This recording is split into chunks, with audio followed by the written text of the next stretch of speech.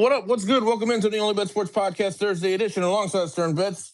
Drew Lucan with the Prince of Base got a great show lined up for you all today. Of course, we got the WNBA in action. We got Major League Baseball full slate here as we are gearing down towards the playoff run in the major leagues. Of course, we've got tons of soccer action over the pond in Europe. Conference League qualifying, Europa League qualifying. We'll see if we can find any live plays here during the show before everything's said and done. And then we have ASEAN Tournament. It's back tomorrow morning, early hours. We're definitely going to have some plays for you in that, as well as we are on a current 6-1-1 run in that tournament. So we'll see if we can keep those vibes going. Stern, good morning. Happy Thursday. Beautiful, beautiful day here in Chicago. What's going on over there, bro? Good morning indeed. Happy to be awake and living. I went out drinking last night. Ended up semi-finishing my article at around 2 a.m. Definitely made a few mistakes on that publishing. So apologize for that. Hopefully the picks are still good. Sometimes when the pressure is off, the picks are even better. But I do have not a team total parlay, but a game total parlay. Definitely thought of you when I was making that pick last night. How did you do yesterday? Yeah, I hate to say it, guys. Another rough day for me. 1 and 2 on the show picks. We had Molly on a double chance. Cameroon scored a late goal to win that one, so we missed on that. And we also had a 2-pick parlay in the W. We had the Dream plus 9.5. That covered. That ended up, I think it was a 1-point win for the Dallas Wings. So easy cover on that one. But unfortunately, the Valkyrie, as a 5.5-point favorite, lost outright to the Phoenix Mercury, one of the worst teams in the league. So that one, did not see that one coming. So we missed on those two. But we did hit on our Indian Cup play for the early hours this morning. We had Indian Navy. They lost to I forgot what the team name is. I'm sorry. A Rectangle, I believe, is the team. They ended up getting a 1-0 win. We had them on a double chance. So 1 and 2 overall for the show picks. And look, eventually we'll get the bounce back here. Yeah, looking forward to it. I think today might be the day. We have WNBA. By the way, just saying, I wasn't really looking, but I happened to see some people really upset at that last final position on the Mercury side from last night's game. I don't know if you were watching it or familiar with it. Do you know anything about that? I don't. I wasn't watching it, to be honest with you. I was actually spending some time with the family. It was a light sports night, so didn't really tune into sports really last night. But I'll look into it. I just saw the score, of course, and I was a little surprised. Well, very surprised actually. But by the way, I do have to mention we did hit some live plays this morning over on the VIP channel. We crushed it in the Macau. We looked over at the Macau FA Cup. If you don't know who Macau is, that's basically a very, very small country within the province of China, but one of the very much lower leagues. But in any case, we had goals in that one, and we cashed about 5 or 6 live bets in that one this morning. So absolutely on a on fire start this morning on the pitch here for the VIP channel. Nice. By the way, I think Macau is considered the gambling capital of the world, if I'm not mistaken. I think so. I think you're right about that. I've heard that before. I think they have I've seen videos and pictures of their insanely huge gambling hotels, and I think it's 10 times bigger than Vegas. There's a lot more traffic. The volume is bigger.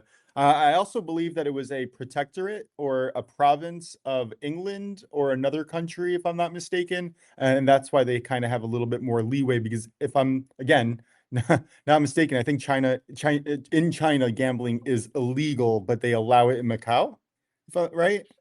That probably makes sense. That's probably why it's such a huge thing in Macau. Probably everyone from China goes there. It is fully surrounded by China, guys. For those of you who don't know geographically where Macau is, it's literally a very, very, very small country within completely bordered by China. So yeah, I know there's some history around that, how they gained their independence and stuff. I'm not really sure the full details of that, but I'm sure there's quite a history. Oh. And I'm sure the British are involved somewhere in that.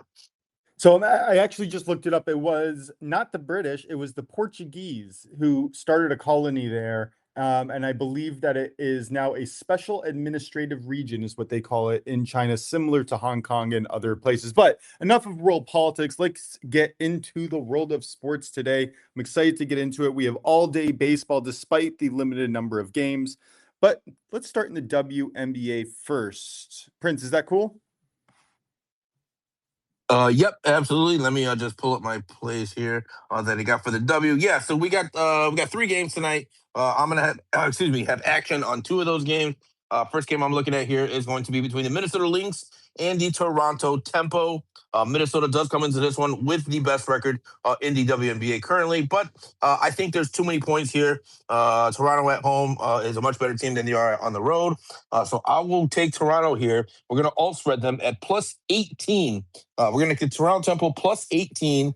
And we're going to parlay that with the other game tonight, the Liberty and the Aces. This one's a big one tonight, especially when these two teams match up. It's a pretty star-studded matchup here. I think getting the Liberty, teasing them up to plus 11 is a pretty solid look, in my opinion, here in a game that is really probably going to determine some things going forward in terms of playoff seeding when it's all said and done. So I think it's a very important game. I think both teams are going to come out and be very competitive in this. I like this to be decided by 10 points or less. If it hits 11, of course, we get our money back. But give me the Liberty plus 11, parlayed with the Toronto Temple plus 18. That parlay comes in at a very playable price at minus 120. Did not want to end that session. Yeah, love it. Definitely, I'm on board. There is a New York Liberty boost on DK. Any recommendations on just maybe on the side from that game? Yeah, is it an SGP boost or is it just any boost? No, regular. I will for the most part never bring up SGP parlays or any kind of boost like that. Not interested in seeing my money go down the drain. Yeah, For the same most here. part, I only wait for the all-purpose boosts, maybe an up to promo, something that I can use to hedge on another site just in case if I wanted to ensure profit either way. Okay, good to know. Yeah, I'm with you on that one. I'm very much against SGPs overall, but yeah. So if for that 30% boost, I probably lean towards the Liberty. I think they're actually up to like plus 5.5 on some books. I know on DK it was plus 5.5 this morning. I'm not sure if that's changed. It's been fluctuating between 4.5 and 5.5, but in any case, I'd probably be more on the Liberty side. I think this could be a very close game, and I think both teams are going to come out again being very competitive. It's a very important game for both teams. So yeah, I think that again, I think the Liberty.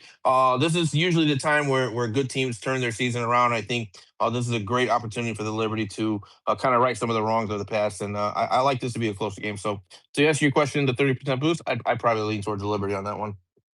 Okay, cool. Yeah, I'm on board. I mean, Liberty were the preseason darlings. We talked about them plenty of times, saying that maybe the first half of the season before the All-Star break wasn't their jam, but they should be getting back into it in the second half of the season, correct? And to be honest, I mean these are really two of the top three preseason teams, along with the Atlanta Dream. I mean those three teams, the Dream, Liberty, and Aces, were really the three teams that everyone was looking at to win the title this year. So so you really got two of the top three preseason teams going at it here. So yeah, I can't see this being an overwhelming win by either side. So I think getting 4.5, 5.5 is pretty good value for it in my opinion. Okay, yeah, very much on board. We finally have Drew on with us now. Drew, how you doing, buddy? Doing good.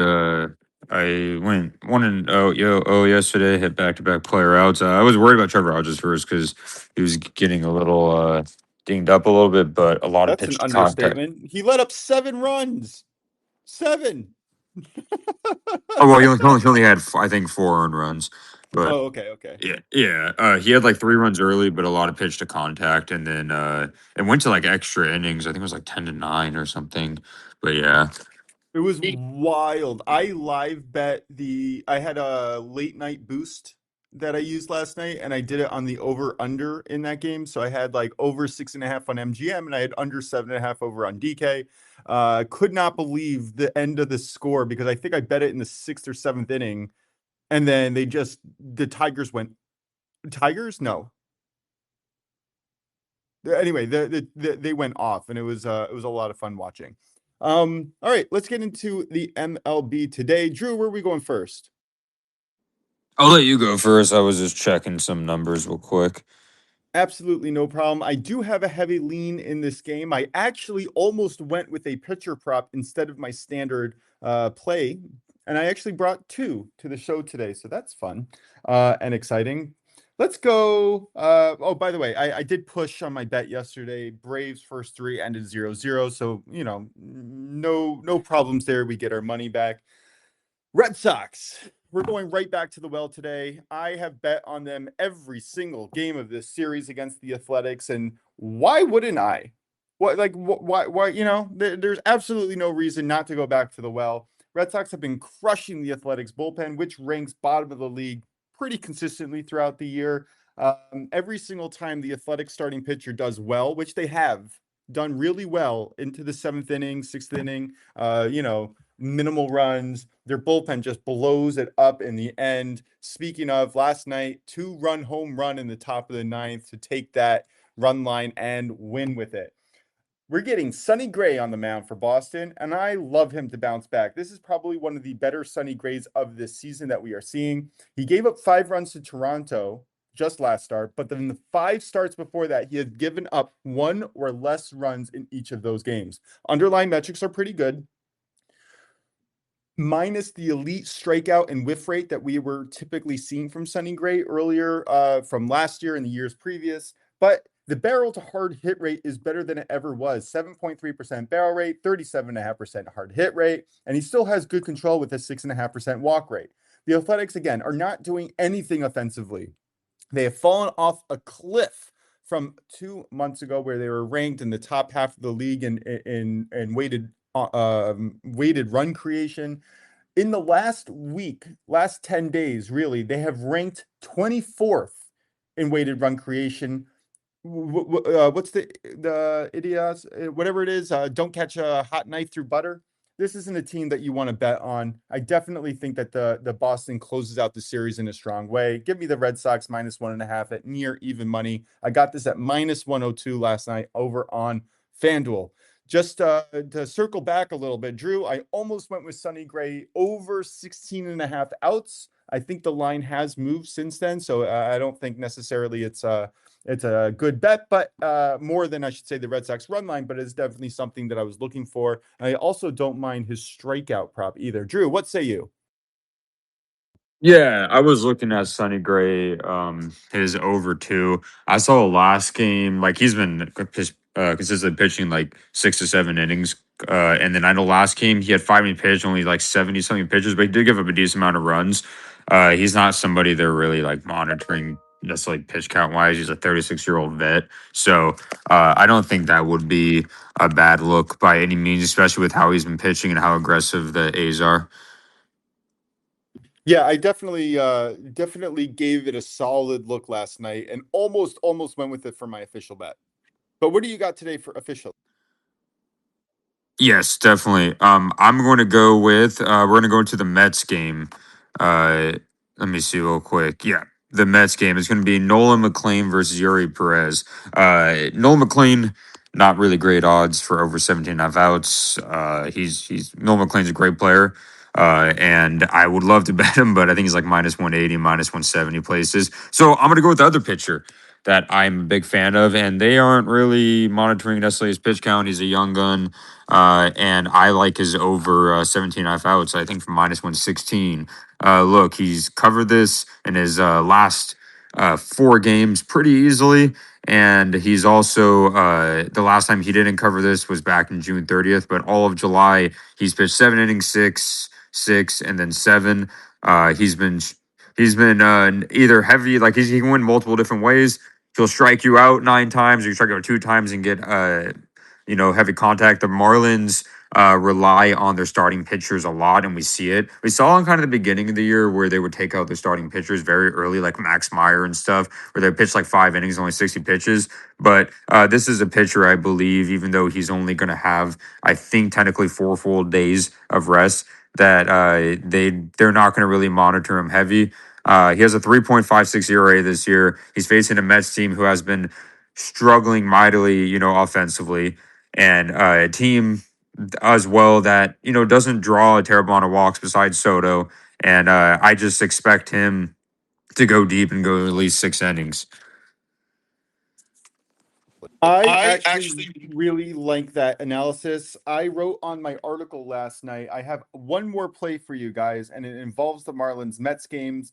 And I just wrote, and I was really tired. It was 2 a.m. I went out to drink last night, which is never a great reaction to trying to get a full article in. But I wrote, both pitchers are in good grooves. Neither offense really scares me. Depressed hitting conditions, two decent enough bullpens that shouldn't have to work too hard. If you read between the lines, I like both of these pitchers to go at least 6.5 innings. I think this is an excellent bet.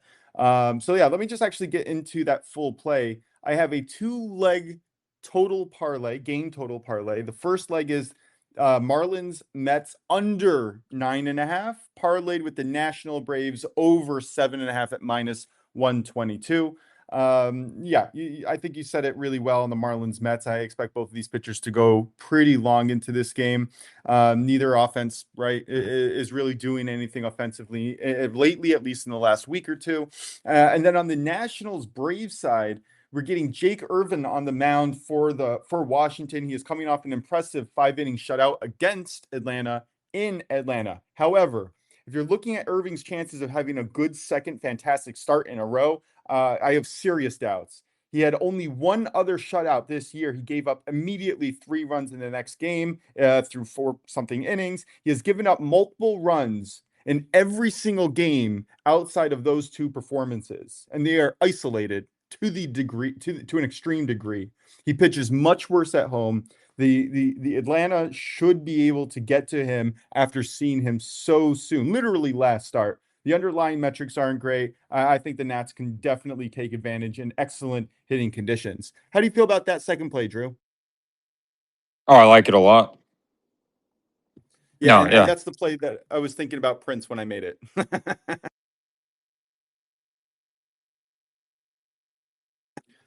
Prince, any thoughts on the MLB today? No, that's pretty funny that you said that, but no thoughts for me for baseball. Okay, just wanted to give out an additional lean here. I know Minnesota is a really exciting team right now. I think looking at against Noah Cameron, but I do lean Kansas City. And also, if you're giving me plus money on the Yankees, I think I have to take that any day. Just doesn't really matter who the pitching matchup is. All right, are we ready for the world of soccer, Prince? Yeah, excuse me. Yeah, absolutely. We'll go and get into that right now. So nothing for me today, guys. Like I said, there's a ton of Champions League qualifiers, Europa League qualifiers, Conference League qualifiers. We had 50 of those games last Thursday. Those same 50 are again today. So a little bit too much for me to really get into those. I'll look for anything live. Like I said, if I see anything before the show, I'll give it out here or anything. On social media, you guys can follow me on X at Prince of Extend. If I find anything of value, I'll post it there as well. But I do have plays for tomorrow morning. Again, the ASEAN Cup, where we are 6-1-1 currently in this tournament. We got 2 games tomorrow morning, 6 a.m. Eastern kickoff. Indonesia is going to be taking on Timor-Leste. Timor-Leste by far the worst team in this tournament. Currently 0 goals scored and 9 goals against in just 2 games. However, looking at Indonesia, they are not necessarily a high-scoring team, despite them winning 5-1 in their first game against Cambodia. Typically speaking, Indonesia does not produce tons of goals. So I think that was a little bit of an aberration. I think the books have a little bit over-adjusted for that win. And I'm going to be playing the under 5 goals here between Indonesia and Timor-Leste. This has hit in quite a few of the Indonesia games here as I'm counting it. Looks like at least 7 of the last 10, 8 of the last 10. Indonesia typically, again, they don't really score many goals, even against teams like Timor-Leste. I think Timor-Leste had a better showing on their second game against Singapore. They only lost 2-0 after losing 7-0 to Vietnam in their first game. So a little bit of improvement there. And again, I think we're going to see a little bit of a regression here from Indonesia in terms of their scoring output. I don't see them putting in 6 goals. Anything's possible. It is Timor-Leste. They are very bad, but just can't see it here given the current form. And this being Indonesia's B team, by the way, this is not their A team. This is very much their B team in this tournament. So I'll give you Indonesia, Timor-Leste, under 5 goals at -115. And then the other game taking place tomorrow morning is going to be a 9 a.m. Eastern kick. Vietnam is going to be hosting Singapore. This game is going to be played in Vietnam. I think there's value on Singapore in this one. I think the books have Vietnam a little bit too heavily favored. Singapore, you can get them on the money line. I believe it's around plus 1,000 right now. Might be worth a sprinkle. Officially here, I'm going to take Singapore +2 at -115. I think this one's going to be a little bit closer than the books are expecting. Looking at their head-to-head, this has actually hit in all 4 of their previous head-to-head matchups has +2 with either hit or push. So I don't think there's quite as much of a gap in talent as the books are suggesting between these two sides. I think they're probably overvaluing the fact that Vietnam has put in a bunch of goals against Timor-Leste, of course, winning that game 7-0. Maybe it's a little bit of an overreaction to that, but no, I'm definitely finding value on Singapore in this one. And let's see if they can keep it close here, at least keep it within 2 goals. So my official plays again, Singapore +2, -115, and then Indonesia, Timor-Leste, under 5 goals at -115. I'm on board. Unfortunately, can't play these over in Pennsylvania, but I'm definitely on board. Seeing if I Which, by can the go way, find. Sorry to interrupt you. By the way, I want to comment on that real quick. I just found it. It popped up on DraftKings for me last night. So what I'm saying is, double check your books. Sometimes these like obscure tournaments, they don't pop up until like midway through the tournament for whatever reason. But you might find it on your book. If you didn't find it the first time, check again, because originally I can only find it on Bet365, and now I'm finding it on DraftKings just as of last night. So just double check your books, guys. I would say check daily if you really want to get invested in this tournament, and just see if any books eventually have it pop up. Tends to happen with these obscure target tournaments. I've seen it happen before too. So Okay, good looking out. I will definitely take another look as well. I searched, I think it was about an hour ago, so I'll definitely put in another look once we finish our show here. All right, Drew, any thoughts on anything today? Anything on soccer? We have futures, anything to talk about? What do you got for us?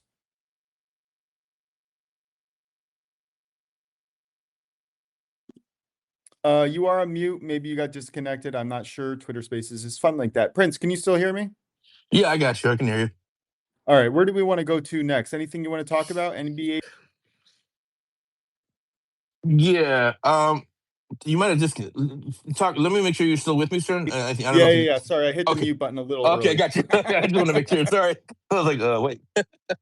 Yeah, no. Actually, there is one topic I wanted to bring up, and this is exclusive to our soccer fans out there. But there's actually some pretty big MLS news going on right now that I thought it'd be interesting to touch on here real quick. I wish Brad Betts was in here. I'd really love to get his thoughts on everything that's going on. But there's some seismic proposals that are taking place right now in the MLS. Basically, what's happening is there's a proposal out there to pretty much completely change the financial and salary cap situation that's currently in place in the MLS. What, in layman terms here, without getting into the nitty gritty details, basically what they're trying to do is they're trying to relax some of the salary cap restrictions that they put on a lot of these MLS teams, right? Right now, it's really hard for MLS teams to spend money because they're very handicapped by a lot of the financial restrictions that are put on them, which in turn has really prevented this league from growing the way that maybe it could, because of the amount of financial just difficulties that the league is putting on every team. Basically, the reason for that is that they didn't want to take a chance and obviously bankrupt themselves. But I think they think now is a good time to kind of relax some of those restrictions. Obviously, coming off of the World Cup, you have huge momentum of soccer in the U.S. The MLS in general has been bringing over more big name talent. So I think this is probably the right time to do it.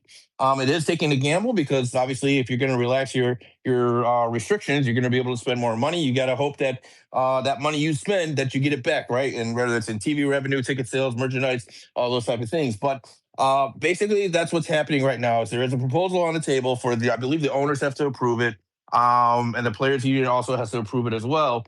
But it's a pretty massive thing. It will completely change the way MLS is looked at. It will change the way the MLS functions.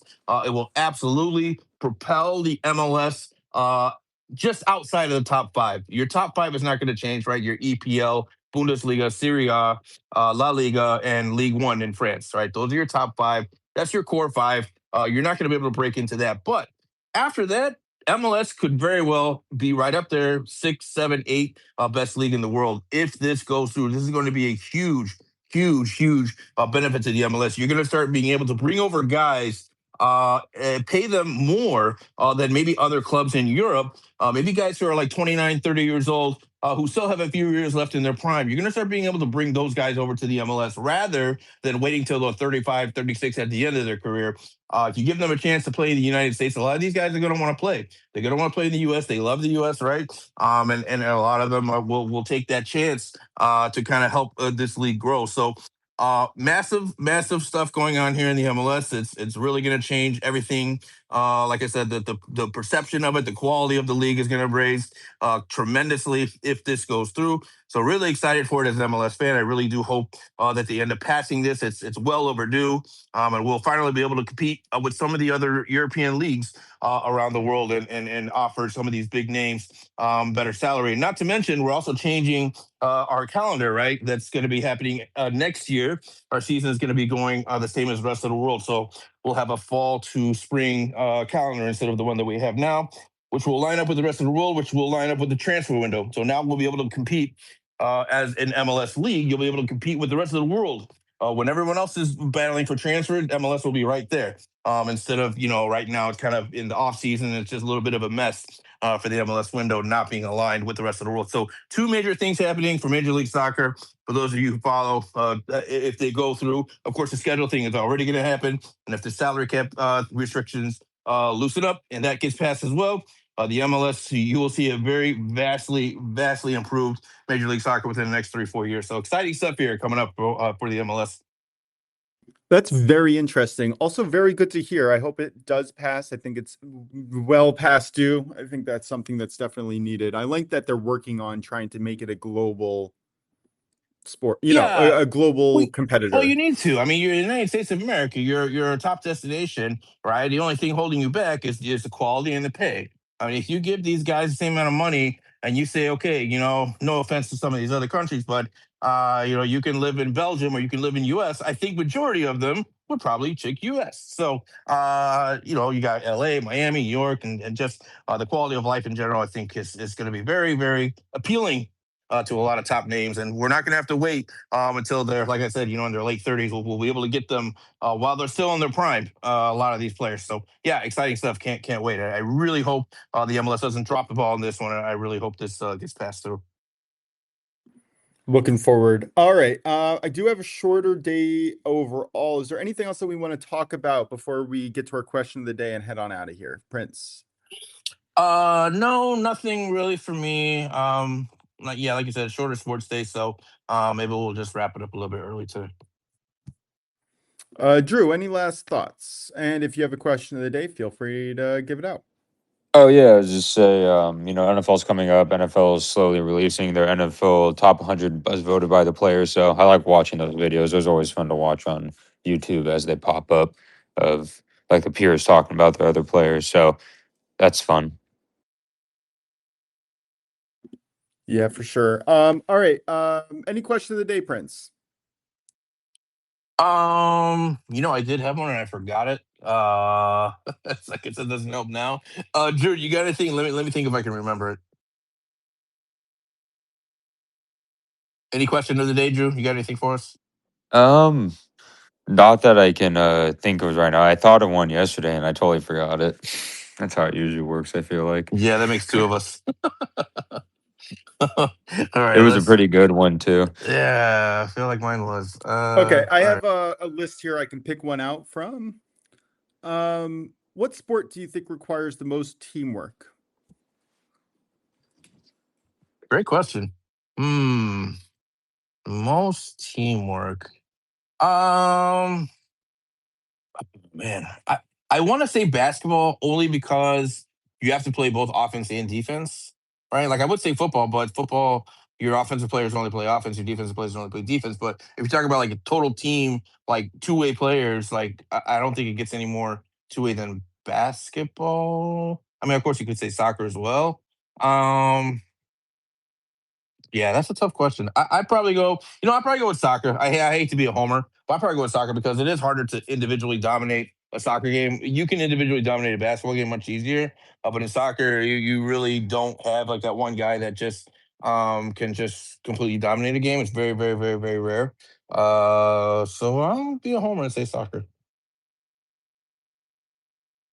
I actually had the same kind of pattern of thought. I was thinking football, then basketball was probably the most interactive between teammates. But I think you're right. I think soccer is definitely I mean, it's just there's such a less emphasis on scoring and such an emphasis on passing that if you don't have good teamwork, there's really nothing that you can do on the pitch, 100%. right? 100%. Yep. Like the greatest player in basketball can still dominate even if think LeBron in when he was in Cleveland.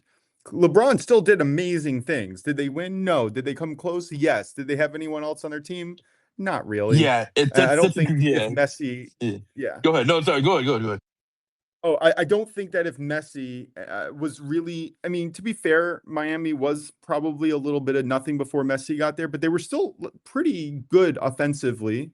But I think that if he was on a lower level team, I don't think that he would be as successful in being able to affect the game as much as you would in other sports. Yeah, I couldn't agree with you more. And by the way, Messi brought over his friends too. Let's not forget that he brought over Jordi Alba and Sergio Busquets with him. So he brought some reinforcements when he came to Miami. Miami was not very good. Actually, they were really, really bad when he came over. But he brought over a few players, some of his friends to help out the quality. But to your point, I think you're 100% spot on. It is like if you have a great basketball player, he can offset some of your deficiencies, right? If he goes out there and puts up 60 points, you can play bad defense and essentially still try to win the game. But in soccer, you can't do that. Like Messi wouldn't be able to do that. LeBron taking a bunch of scrubs to the NBA finals. No offense, but they are what they are. That Cleveland Cavaliers team was nowhere near NBA finals quality, but because of LeBron, he was able to take them to the finals. Then you wouldn't see that with Messi or with Ronaldo. Taking a bad team to the finals, it just doesn't happen. It's just so much more reliant on your teammates and your teamwork, both offensively and defensively, just being on the same page. Yeah, I think we're in lockstep on that. That's a great question, though. I like that. Drew, any thoughts on this question of the day before we get to our I guess I'm a different wavelength as you guys in that matter. To me, I think it's baseball, and I don't think it's particularly close because the fact that you have a pitcher and a catcher that's be on the same page the whole time they're throwing the ball at each other, and the outfield has to coordinate, the infield has to coordinate. Every time you make a throw, you rely on someone else to catch it or do it for you, and if you have to make sure you're in the correct position and who gets what in the outfield, gets what in the infield, and you're playing 162 games together. And for batting too, if you think about it as well, like each person sets up the other person. You have to know, you have to make sure that you know the count. You don't try to hit a home run every time. And the most important thing about teamwork is one person can't dominate a game. Each person has to play the role 1 through 9 on offense too, and everybody has to be in sync. And the amount of like shifts that have to be done and being on the same page when it comes to like base running and all that. I just think it's personally baseball, just because like it's like one of the main sports where people don't really judge on rings like when we talked about, because everyone has to be on the same page.